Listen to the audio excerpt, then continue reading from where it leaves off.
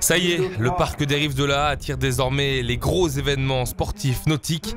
La Fédération française de canoë-kayak a fait confiance à Gravelines et à son parc pour ses championnats de France, 3 ans après la mise en service du bassin.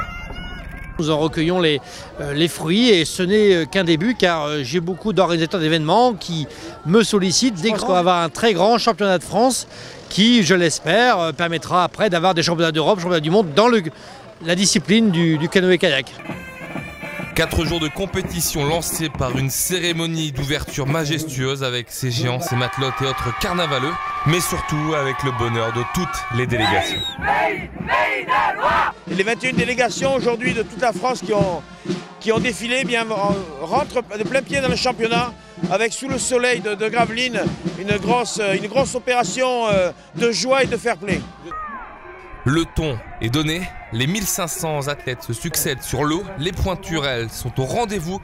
Mathieu Goubel prend l'or sur 100 mètres kayak, William Tchamba limite sur 200. Chez les dames, c'est Sarah Guyot qui brille en faisant coup double sur 500 et 200 mètres en canoë. Gravelines 2014 restera également l'édition des premiers championnats de France de paracanoë. J'ai nommé Cindy Moreau, nouvelle championne de France. Ça montre que notre discipline est enfin reconnue, donc c'est plutôt agréable de savoir qu'on est reconnu parmi les autres athlètes. Cindy Moreau a remporté l'or sur 200 mètres en canoë quelques jours après être devenue championne d'Europe en Allemagne à Brandenburg. Pouvoir courir avec les valides permet d'augmenter les courses, ça permet d'avoir plus de concurrence, même si je sais que je ne gagnerai jamais contre elle. C'est pas grave, je le fais quand même et ça me fait plaisir de courir avec elle.